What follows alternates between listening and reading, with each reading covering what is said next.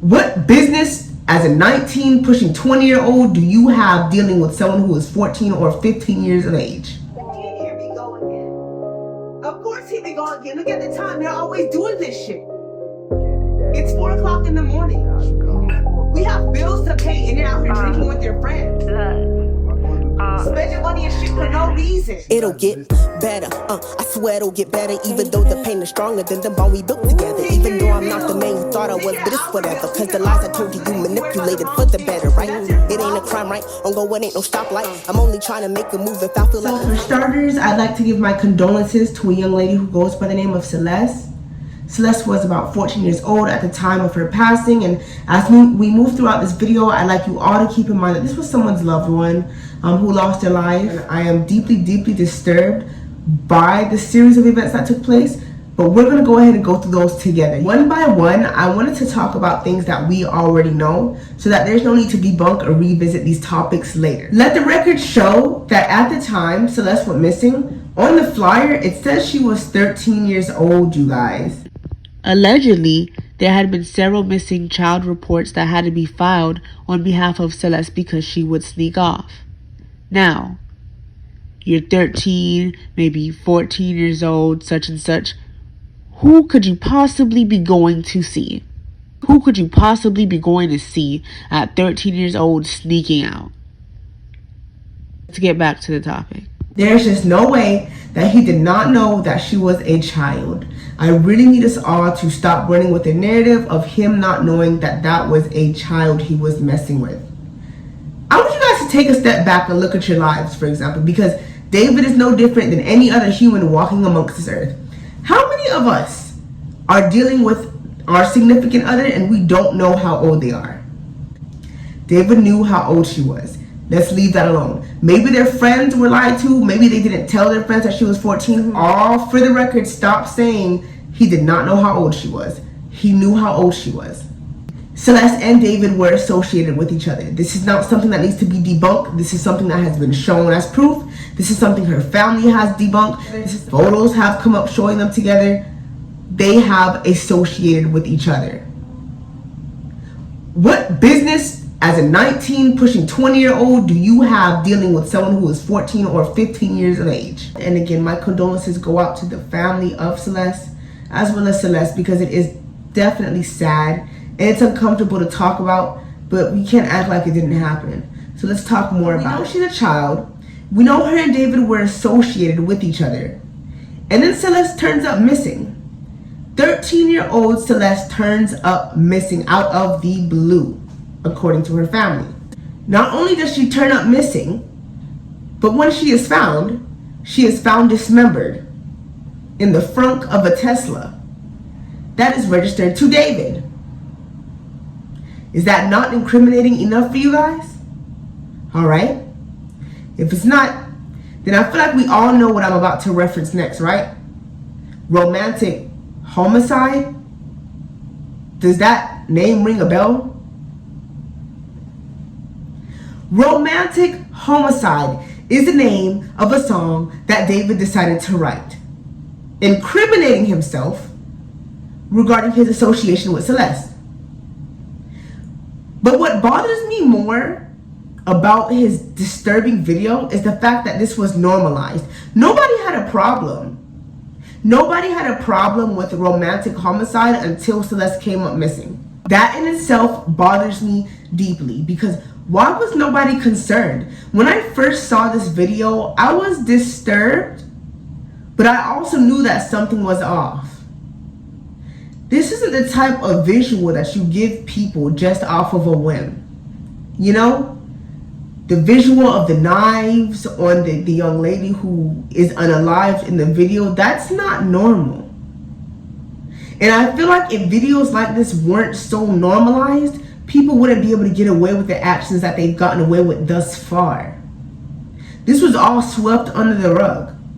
All these people who opted to collab with him and all these brand deals that wanted to work with him, now you guys are trying to backtrack and trying to renege on your offers because a body has been found in his frunk.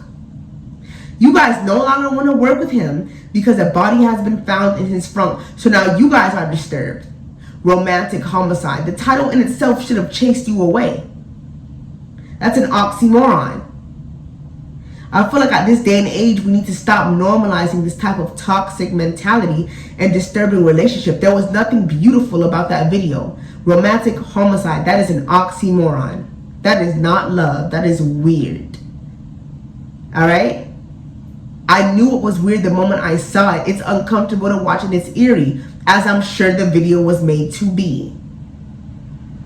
You don't get cool points for talking about how you want to kill somebody that's a child and you're a grown man. That's weird. That's disturbing.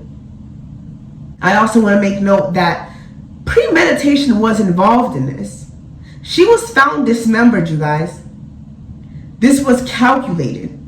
Her passing not only was unfortunate and disheartening, but it was calculated. I literally feel like in a way, David knew he was going to get caught at some point.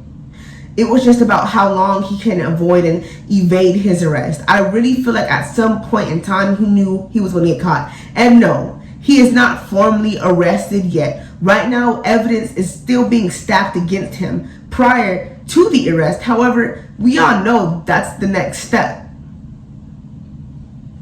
These are not just lyrics, you guys. These weren't just lyrics. Take a look at this Genius interview real quick. I want you guys to watch it because I want you guys to watch him incriminate himself. Moment where she died in the back of my mind. Like, I didn't kill her physically, but in the back of my mind, she died. And I didn't even cry, not a single. So for obvious copyright purposes, I can't put the whole video in here, but this specific part stood out to me the most. In the back of my mind, you died. In the back of my mind, in the back of my mind. Mind you, nobody said that you insinuated that you actually killed her, but for some reason you chose to mention that. You chose to say, not saying that I literally killed her, but you chose to say, you know, in the back of your mind. You tried to turn that phrase into something figurative. Listen to how he tries to justify his lyric. It's really more of a figurative I killed you, especially in the back of my mind. I try to stress that in the back of my mind. So I say it so loud. In the back of my mind, you died. In the back of my mind, I killed you. So it's all in the mind because that's the most secure place you can be is in your mind. So if you can expel that thought from your mind, then everything else will just come together. Puzzle pieces will just align. If it's in the back of your mind, it would have stayed in the back of your mind. And you wouldn't have had to say, I didn't physically kill her. You wouldn't have had to say nothing like that. We would have known. That's your guilt talking. That's called a guilty conscience. And I know some people say, well, separate the artist from their music, separate the artist from their music, blase, blase. No. No. Last music video that I posted on my channel, you guys, it's called 2POV. Check it out. Yeah, the ending is dark, but I knew what I was doing. I knew why I did it, and I knew what I was doing when I did it. This was my music video, just like David has his music video, just like David orchestrated it, just like David chose a girl that looks exactly like Celeste. In the back of my mind, I feel like this was his conscience. I feel like this was his admission. I feel like this video was his guilt, but it was also a scapegoat because he didn't want to get caught. It was said the Tesla was abandoned. The Tesla was found abandoned and was brought to that yard. That's where people noticed, okay, something smells weird. What's going on? It's really, truly sad to me. It's like a parent's worst nightmare to know that this happened to their child. So I'm very, very, I want to be very sensitive when talking about this young girl. She was a baby, right? With all the information that I've put in this video thus far, we're still not done talking about David, right? Because I want to know why he did it, as we all want to know, I'm sure. You kept that relationship with you both going for a while, so what happened? What happened to make you want to unalive her? I never wanted to live how we live. I thought you said that you didn't want no kids, and then you lied to my face and say it is what it is, but it ain't. I told you, baby, no it ain't. You got $2 in the bank. What you gonna tell your mama when you think she blinks? Every time she outside with her friends, she wanna drink, but she under 20 something specific happened with her. I don't know if it was a bad fight. I don't know if something was going on with her and you that you didn't want the world to find out, but something was going on. And David's career was probably about to be in the toilet, which is why David tried to fight so hard about keeping what he did to her under wraps.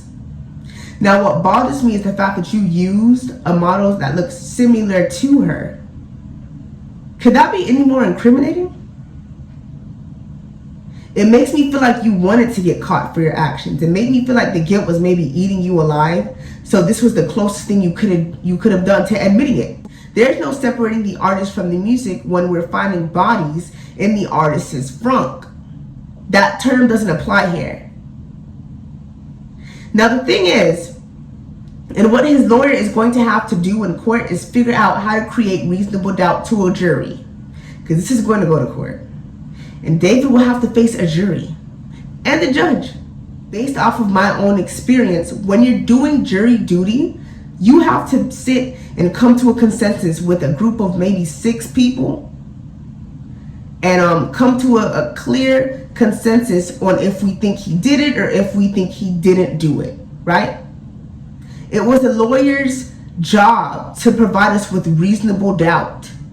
The lawyer's job is to provide the jury with reasonable doubt. Say there's a house party going on, right? And the cops raid the place. Cops are banging on the door. You know, they're like, we're coming in. And they find a bag. Let's say in that book bag, there was paraphernalia, there were narcotics, all types of drugs in that bag. And in that bag was an ID. And let's say the ID belonged to somebody named Peter. The police are going to say, oh, there are drugs in this bag, there's narcotics in this bag, clearly it must belong to Peter. And they're going to try to put that drug bust on Peter. It's going to be up to Peter's lawyer to tell them, no, you can't just say that those drugs belong to Peter because he found them in his bag. Here's where reasonable doubt would have to kick into play. Peter's lawyer will have to come up with things like other people could have put it in his bag or you know, who's to say someone didn't put Peter's ID in that bag? Or we don't know what happened. We can't just say the drugs are Peter's because they were in Peter's bag. Somebody could have easily planted them on him. You know, it's reasonable doubt. So that's what's going to go on with the situation with David. But the only problem David's going to have is his romantic homicide video. Any room for reasonable doubt, I feel like, is answered in your music video. You got a girl that looks just like Celeste.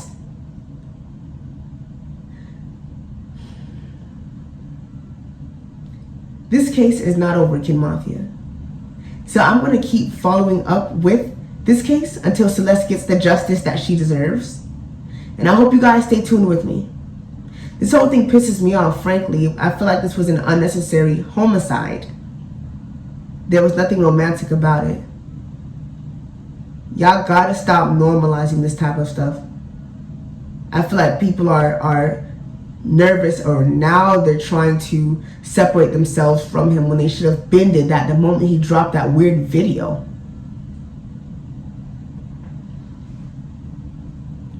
Till next time, Kid Mafia.